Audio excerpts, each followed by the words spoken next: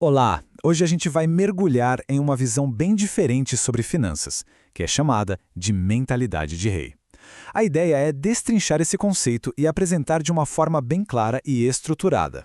Bom, essa reflexão toda, que vem de um ensinamento cristão sobre finanças, já começa com uma pergunta central sobre a nossa relação com o dinheiro.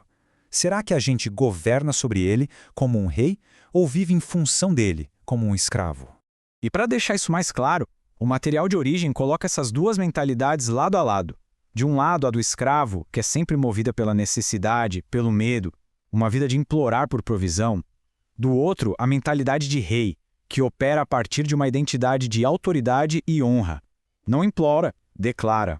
Ok, então vamos aprofundar um pouco nisso.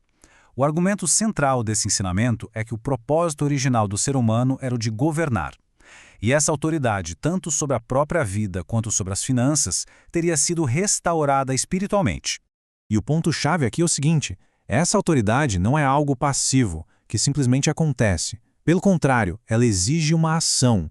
Exige abandonar essa mentalidade de vítima, de escravo, e assumir ativamente uma postura de governo. É uma mudança interna que precisa acontecer antes de qualquer coisa lá fora mudar. Certo, mas como essa tal mentalidade de rei funciona na prática? A fonte apresenta uma estrutura com 3 ferramentas, 3 pilares espirituais para colocar isso em ação. Esses pilares são os dízimos, as primícias e os votos. Nesta análise, a gente vai focar no primeiro, que é considerado o mais fundamental de todos, o dízimo. E aqui a coisa fica interessante, porque, segundo essa visão, o dízimo não é só uma regra a ser seguida. É visto como um princípio muito mais profundo. Um princípio que serve para proteger o coração. E a analogia que usam é bem forte. O dízimo é comparado à árvore do conhecimento lá do Éden, ou seja, uma porção separada, intocável, que serve como um lembrete constante de que Deus é a fonte de absolutamente tudo. Então, o ponto crucial não é o dinheiro em si. O propósito principal dessa prática, nesse contexto, é proteger o coração. É um mecanismo para impedir que a riqueza, o dinheiro, acabe se tornando um ídolo, um objeto de adoração. Isso nos leva a uma distinção que é fundamental aqui: a motivação por trás do ato de entregar o dízimo. Porque, segundo a fonte, essa motivação revela a identidade que a pessoa acredita ter.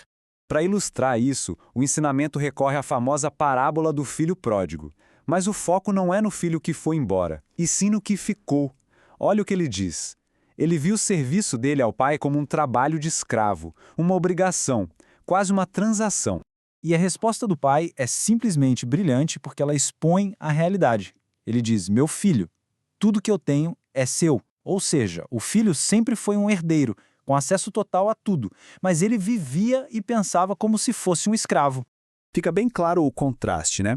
De um lado, a mentalidade de escravo, que entrega por obrigação para tentar receber uma bênção. Do outro, a mentalidade do herdeiro, que entrega como um ato de honra. Por quê? Porque já se entende como abençoado, a identidade já está segura.